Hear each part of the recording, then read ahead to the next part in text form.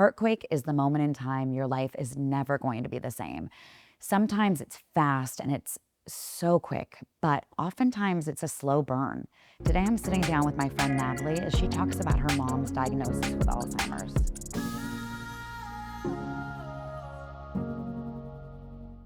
So typically on Heartquake, we talk about heart disease. You are our first guest, Natalie, that does not have heart disease. Instead, you have suffered through a different type of heartquake, which I think is so profound. And I'm so grateful to have you on Heartquake. Thank you for being here because you are like a sister to me. And I wanted you to share your experience of a heartquake with your mom. When you talk about Heartquake, I think sometimes we think of like that one moment that everything changes. My experience with Heartquake is more of like a slow burn.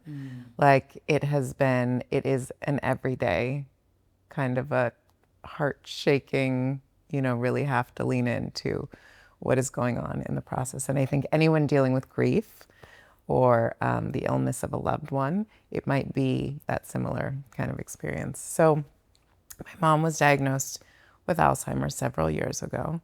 And with that initial diagnosis, there came the, concerns about what the future might look like. But it still didn't have the weight of what I experience every day now, I think.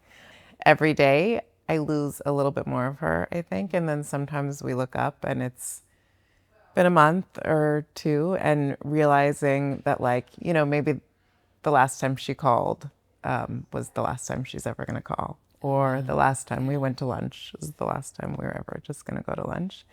And I think because I'm in it, it's just a constant. Yeah. And just like you're my person, your mom is your person too. And my mom's my person also.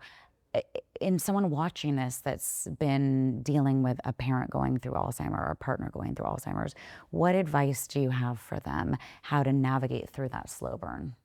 So this is also advice for myself, And I know it's so hard for us to receive to be the advice. Present. As we're even talking about it, like receive it for yourself too, right? Take it and really give them like practical tools that hopefully you can like listen to yourself and say, okay, I'm going to incorporate this into my life too.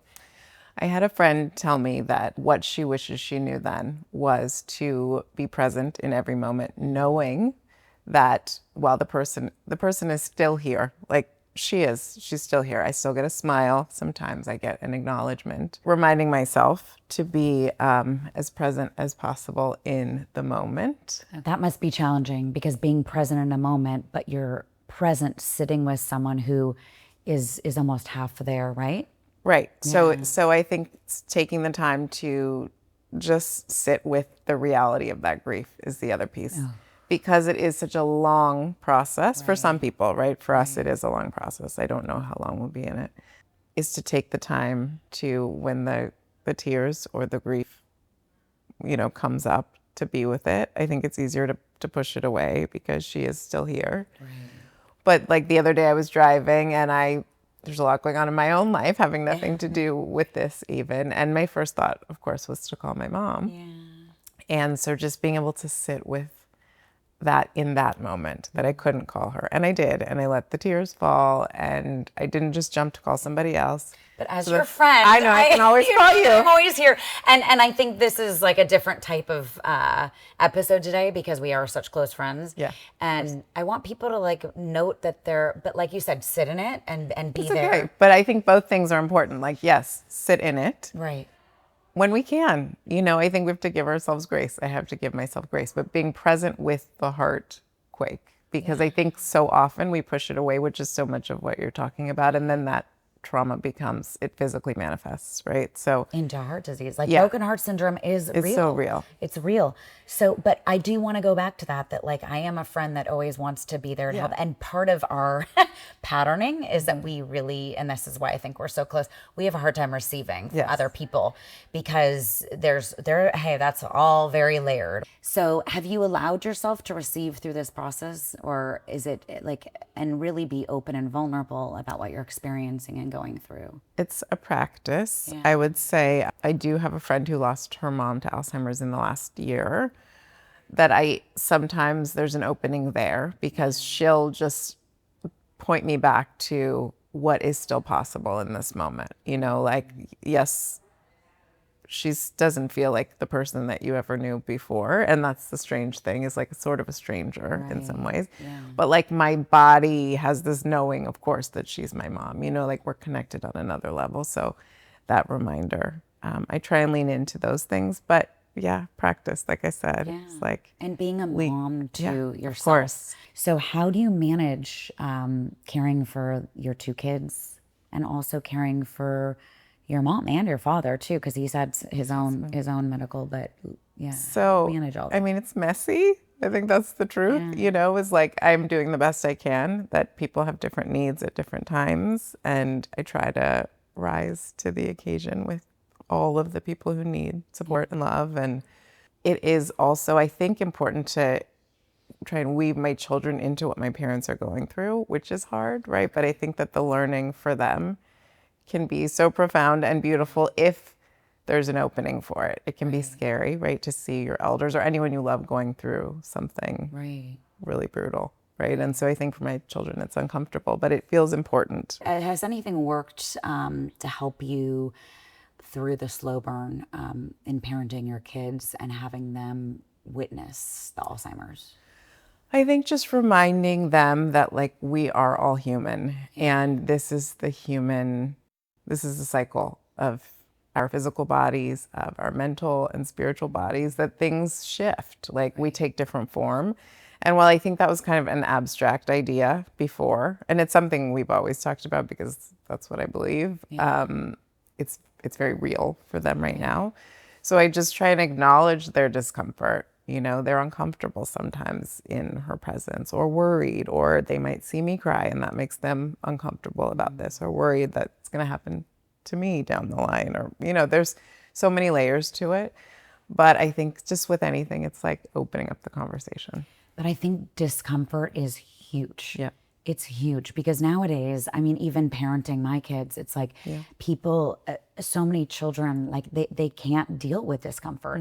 And I remember when I used to see my clients in my studio, I had several clients, kids come in who are in college and they couldn't handle college. Yeah. Because it's like for the first time in their lives, they had to really navigate through things on their own.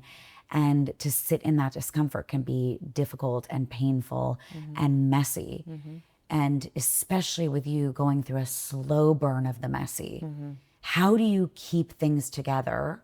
Yeah, I mean, I don't know if I always do, but I try to breathe. Like, it's so simple, and also it's what gives us life, right? So I think often trying to remind myself that, like, this is a moment and, you know, we're moving. Well, it is very powerful because you do teach breath work too. So, and I mean, you guide people through so many different journeys of the heart and the breath work too. Like you said, I mean, I've told people, I think that that's the cheapest form of therapy out there. In a moment when someone is in this tender moment of heartquake, for you, like you said, it was a slow burn. But for others, it's like, oh my gosh, I've gotten the call that, you know, I called you, and I'm going to be totally honest because this is going to come out, but I called you the moment I got a letter that my husband was cheating on me. And that was, my entire world was devastated in that moment. And I'm honest for the first time on camera about that. And I'll be more honest about it later. But these are these moments where it's like, you literally have held my hand. I'm gonna cry, but you've held my hand and been that call through so many moments. And how can someone hold space for someone else that's going through your slow burn or going through a heartquake moment? Because you're like masterful at this. I think it's just about witnessing. Like, I think it's really, for me, I don't even want to put this on anyone else. For me, when I'm holding space in any of those situations or just with a friend, it's really just witnessing the grief, the pain, that heart cracking open moment, and just being in it. So I'm not trying to fix. I'm not trying It's huge to, because you don't try and fix. And the crazy thing about you is that you don't say, oh, that and you don't go off into judgment or into like all those other places, all the humanness. You have this amazing, unique way to stay out of the humanness, and you just stick with, okay, let's break this down. What exactly happened? And I think that is the gift that we can give ourselves and other people, though, in this heartquake moment, because so often we just need to be heard, right? And just be able to let everything flow, however messy it comes out, right? Whatever it is that the person needs to say and move through. And to have someone who can just really bear witness and just hold space quietly, peacefully, being grounded in that, because I think the last thing when we're grieving is, you know, in that way, in that like acute grief is being grounded. Right. And so someone to just like anchor. And hold space and listen, to truly listen without judgment. How do you find time for yourself, Natalie? Like, how do you find time as the sandwich generation of taking care of your kids, of taking care of mom, and you, even your dad wasn't feeling well, so you had to take care of your dad and your aunt, and you're taking care of everyone, and you're taking care of people like me who call you like, Nat, you're my sounding board. I need help. Like, how do you, you know what? How do you create your boundaries? I'm either saying no more often, or I'm, you know, spending more time outside. Like some of it I think is a little bit cliche, like getting body work, whatever those things are. But I really do feel different when because I'm making sure my kids do all the things, right? That they have everything they need. And so can I turn some of those resources on myself? Right. And then I think the other thing is like friendship. Like friend time is so restorative. It is. You know, the women in my life just fill me up so much. And of course, like that to me is everything, you know. It's like, oh. Especially now, right? Like as our things change in our lives with marriages and children and parents and all of that, like that those people are a lifeline. So tell me what you think of that word, heartquake. It's evolved so much, heartquake, right? I think it's, you know, is it physical? Is it spiritual? Is it emotional? Is it mental? And like you just said, it's all the things. Yeah.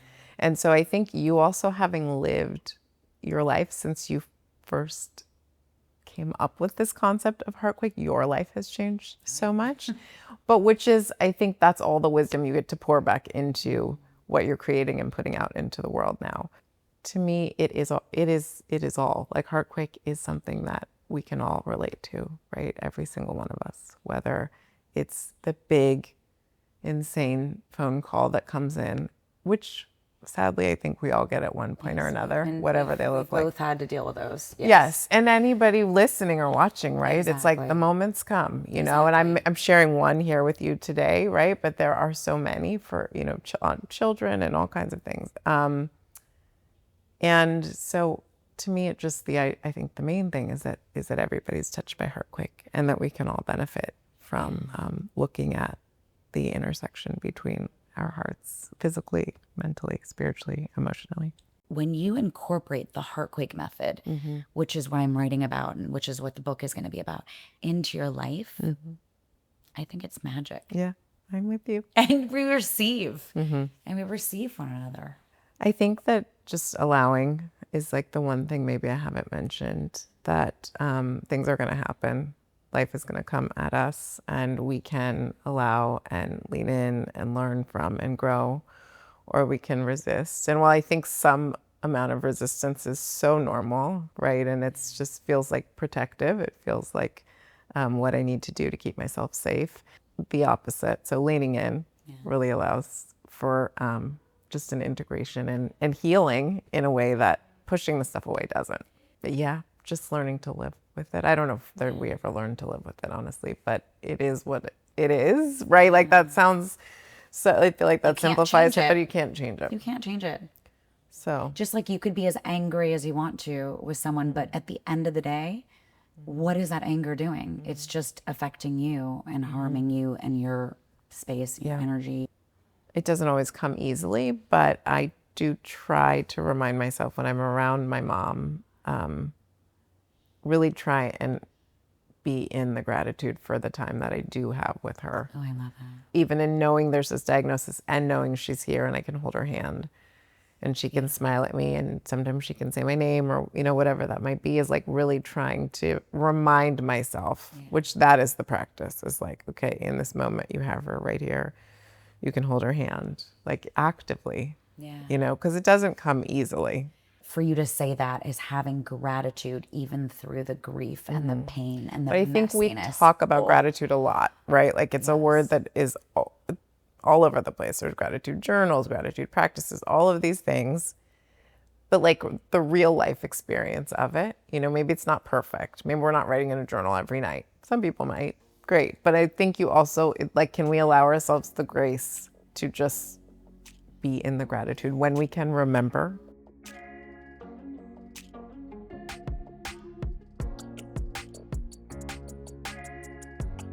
Thanks for watching Heartquake Media. Make sure you check out our website and social media for more information on heart healthy living.